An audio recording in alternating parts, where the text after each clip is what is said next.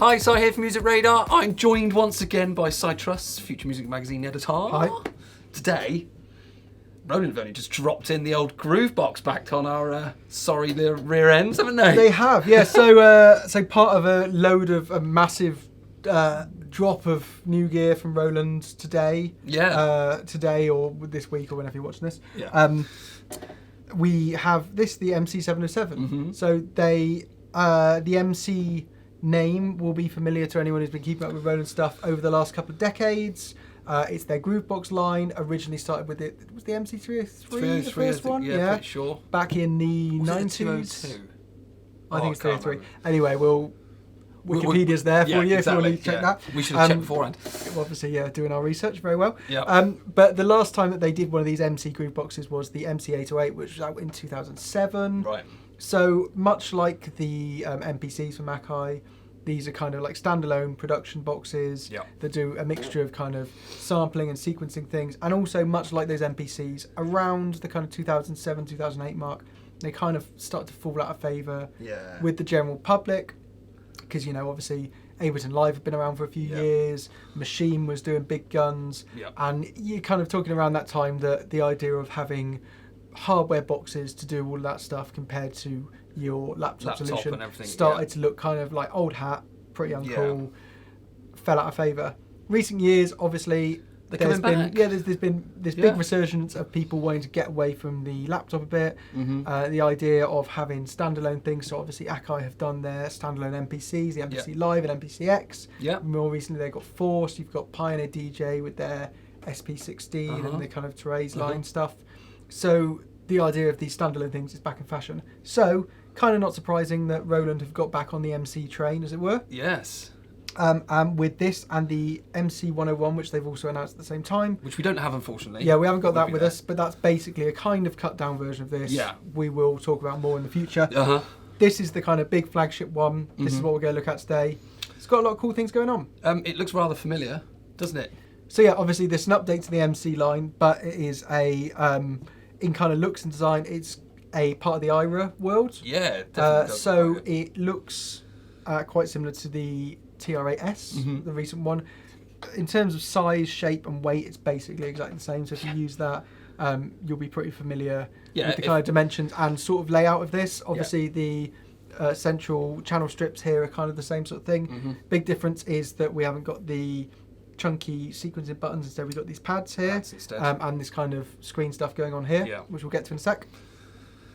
What is it? I hear you ask, or not ask, but I was going to say that. You were going to say, what is it? Yeah. So what we've got basically is we've got 8 tracks here, each of which can be loaded with a drum tone or a audio clip. Okay. So the drum sounds, self-explanatory, are drum kits. Each one is 16 sounds. This first channel here, we have got a drum kit loaded. So this is a, I think I've loaded just one of the standard 808. 808, it's just a standard 808 kit. So the drum kits on here, the drum kits and the synths here, they're all making use of something called Zencore, which is the new Roland engine, which is kind of across a few of their new things, like the Jupiter X, and this and the 101. So it's not ACB? No, it's not ACB. So it's not quite as CPU intensive as ACB. So the ACB stuff, which is in these boutiques, and the TR8S drum models, that's kind of component modelling stuff, which goes quite in depth in order to model the analog stuff. Hungry on the power. Yeah. This, however, is kind of trades a bit of that kind of detailed component modelling into for more polyphony. So you can kind of get a total of 128 voices out of this. Okay. Yeah. Where the sounds are coming from. So the drum kits are mostly sampled. Then the synths are using a mixture of virtual analog synthesis and kind of PCM sampling. We'll get to that in a second. Okay. But the drum kits basically, most of them sound really good. So as you can hear, I've got like this classic 808 here. Let's hit play. Sample kit, classic 808. Yeah. It's samples, but sounds pretty great. I've got another drum kit on this one here. Let's fade this up. This is more just a, I can't remember what it's called. It's like drum bass kit 1 or something like that. Yeah. There's a ton of sounds in here, so I think it's over 80 or 90 drum kits, and then in the hundreds of synth sounds and things like that. Let me just hit sound and sound here for you, just so you can kind of have a little, literally just scrolling through. Oh, right, yeah. You can see there is an absolute ton of different sounds here, with loads of varieties on your kind of your classic 707s, 808s, 909s, all Roland's kind of classic stuff. Then some more of these kind of genre kits here. So let's go back to where these drum bass kits are. So yeah, there's a ton of drum sounds. On the whole, I really like the sound of all of them. Yeah. You do get quite a bit of editing. So if we go sound edit here again, you can see I'm kind of going through each of these drum sounds. We've got tuning parameters, we've got kind of release. We can send each one by different amounts to the master reverb send, another thing we'll get to in a second. Oh, that's cool. Yeah, so there is a decent amount of variety in there. Also, you can upload your own sounds by USB. So you can use standard use your own samples for these drum kits. You can also use your samples for the tone kits, which are these melodic ones here. So I've got a little melodic line here. So this is just a stab from a Juno, I think it is, or something like that. And you'll see this here is our little kind of synth engine thing we've got going on here. You're using oscillators, which are a mix of, as we kind of mentioned, virtual analog and PCM sounds. And then you've got this kind of filter, amp, EQ, and an effect at the end. Very descriptive screen. It's all very self-explanatory on like the signal flow. You know exactly what's going on. Quite a nice little layout. Obviously, you can see you've got some like some envelopes and LFOs and things there to kind of get things mixed up. So it's quite a powerful little thing. Again, the sounds, like we said, it's not the ACB stuff, so you're not talking the really complex, detailed emulations that you get in some of these. But there's a lot of good sounds in here. I'm not going to bother going through loads of presets because there's an absolute ton of them. But just to give you my vague impressions from playing with this for a few days, there's a lot of really nice sounds, particularly the ones that kind of derive from Roland's, kind of, your Junos, your Jupiters, your 101s, things like that. So there's like a good variety of sounds, even if it's not quite the depth of the kind of dedicated emulations there. No, go ahead. So, third type of track is our looper track, which is audio looping. Let's go. I'm gonna hit pause here a second so I can just show you how the arrangement stuff here works here quickly, to just kind of do an intro of that. You see this grid here. Basically, this uses a system of clips. Not a million miles away from something like the clip launcher and Ableton Live. Anyone who uses that will be familiar. We've got our 8 tracks along here, each of which can be filled with up to 16 clips. Which you can then trigger either individually using the clip mode with the pad here, or kind of as scenes here. So again, kind of similar to that kind of clip launcher thing. What we're going to do here, we've got our JU06A, which is the newly updated boutique, which we're not reviewing here, but is actually, I really like. Awesome. Really rate this. That's what the A stands for. Yeah, personally my favourite of the boutiques so far, I think. Ditto.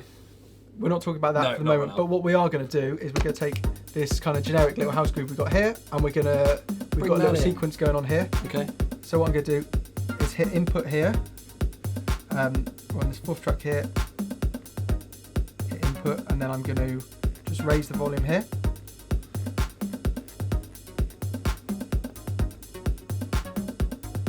So you can hear we've got just a little sequence that we've made on here, coming in here. And on this 4th track here, let's select this 4th track. We're going to go to clip mode, hit record, and then I've kind of set this up already to automatically record a kind of a 4-bar loop here. So we're just hitting that, capturing it.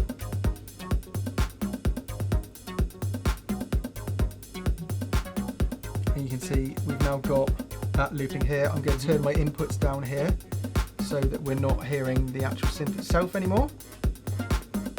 And then turn this up here. There we go. We've got a nice little loop. What can we do with this now then? So we can change the pitch here.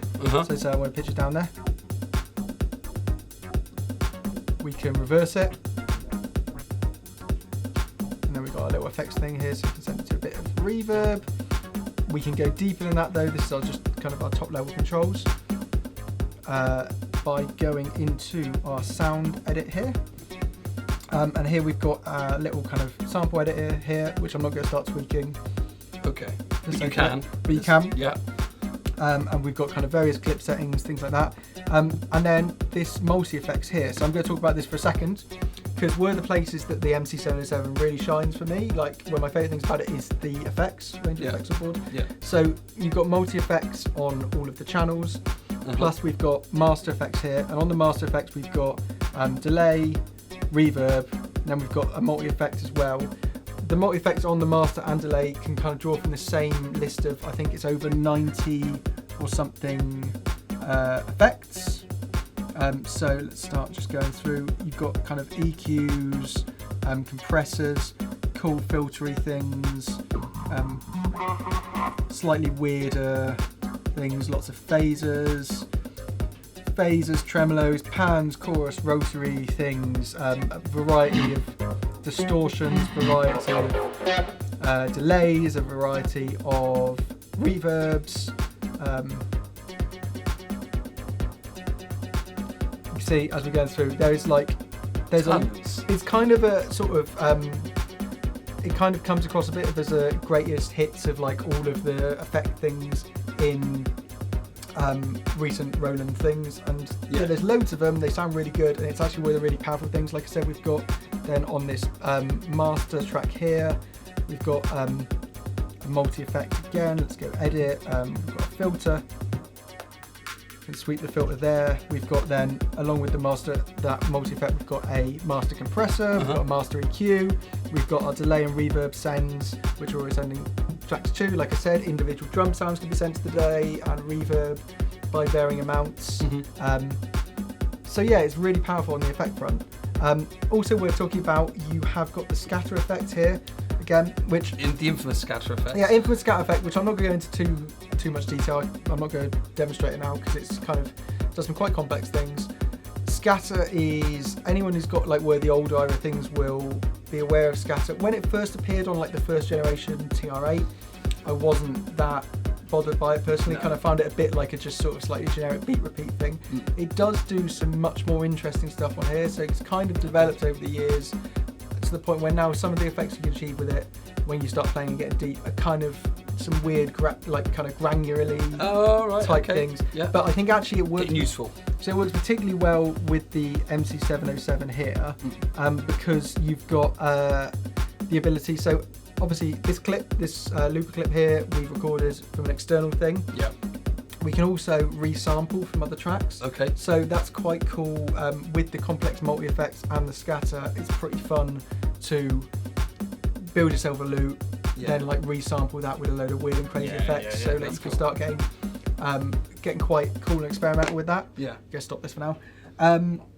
So other things that we haven't talked about on this yet. So obviously we've got note mode, we've got clip mode. You'll notice this array of buttons here. If we go onto the drum track here, and I'll go into note mode, you'll see that I'm using this to step sequence here. So this is basically like your kind of TR8 step sequencer or whatever it is. Yeah. We've got up to 128 steps, so quite long sequences you can do. You can set the lengths of clips to different lengths. You've got motion recording here, so actually let's just press this quickly. So we listen to this. I've got filter going on here. Motion recording, I can just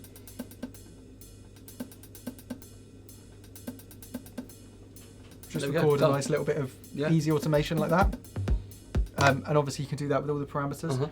One thing that's very cool with the way the clips works is that clips will capture not only your kind of note info and kind of triggering and things like that, but also actual sound settings and automation recording and multi-effect settings. So basically you can use the clips to, on a single track, I could then have like a bass patch on one clip and then just switch to a completely different synth patch with completely different settings in another clip. So you can kind of use a single channel to do lots of different things, which definitely makes this appeal more as a kind of live performance tool. You can kind of see it as being the hub of a live set, because you can basically record those clips and have different settings and kind of trigger different things.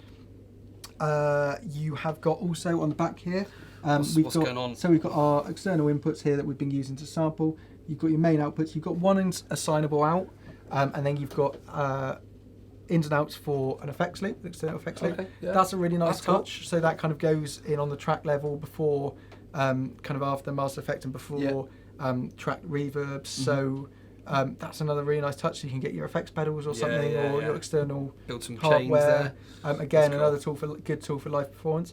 There's, like I said, only one assignable output, so it's not kind of full outs for everything. No, right. What this does do, though, is you can connect it up to a computer and stream audio via USB, which is nice. So there's no kind of, in terms of arrangement and stuff, there's no song mode or kind of overall arranger thing to kind of export full tracks. But because you can do that USB audio, there's a nice, easy bridge to getting things you create on this into a DAW. Yeah. Similarly, it's kind of, you can use that audio to record back into this. Yeah. So basically you can get a project up in, Ableton Live or Logic or whatever, and then sample that into this, or you can kind of create clips and build a live performance thing out of that. Yeah. So there is, quite a lot of cool stuff going on. Flexibility is the aim of the game here. Yeah, so some negative points. Yep. We've talked a lot about the looper tracks and the audio on there. What this can't do at the moment is you can't do any kind of one-shot sampling essentially into it. So like I said, there's a kind of editor for the clips where you can kind of adjust the lengths and things like that. But what you can't do is say, I can't hook this up to a vinyl turntable, grab a horn stab and then sequence that. Yeah. Which is a bit of a shame compared to kind of some of the MPCs and things like that. Yeah. There's no loop slicing either, so you can't record a drum loop from an external source and then slice that up. Right. I've spoken to Roland, kind of had a chat with some product experts from Roland earlier in the week, and they kind of alluded to the fact that these are all things that are quite high up the roadmap. So hopefully we'll see them in updates. Yeah. The other kind of little things, as you can see, the screen is it's quite small. It's not the kind of high quality touch screens that you get on some other devices. Which kind of does result in quite a lot of menu diving. You might have noticed as we've been going through, there's a lot of shift presses involved in navigating this. It's not that it's not too confusing or too badly designed or anything like that. And actually, that kind of does have the plus point of, because of that, you do feel a bit more like it's like a hardware experience. It's more emphasis on the faders and the rotaries and tweaking things. But to make deeper edits and change settings, you are going to have to get used to a lot of shift pressing and quite a lot of sub-menu diving. So, there's that. Not necessarily a massive negative, but something to be aware of. Other things we not mentioned, SD cards connection on the back. It comes pre-installed with an SD card. That's what you're using for your main memory. And what you can transfer your samples to. It's kind of got this plate on here, which is kind of keeping it locked in, but obviously you can unscrew that. You can replace the SD card. You can have tons of that. Expand your memory. Safety, like that. Two MIDI outputs and a MIDI input, so you can sequence external gear like we've been doing with this. Yes, that's good. You can obviously send MIDI out of it to do that. And that's kind of covered the most of what's going on here. So a centerpiece, you'd imagine, would kind of demand a centerpiece price. Yeah, I'm not sure what the UK price is. The US RRP is $999. Okay, it's $1,000. So it's not going to be too different, is it? And you knowing what US RRPs are like, or MSRPs or whatever it is, it's probably going to be down a bit of. Yeah, street price is going to be completely different. So probably a bit more than TR8S, but that makes sense. Quite a reasonable price, I think, for what you're getting here. Like I said, there's a couple of negative points, particularly on the sampling and things like that, where I kind of wish it could do certain things. Yeah. But in general, really like this. Kind of really welcome return for the MC line. Yeah.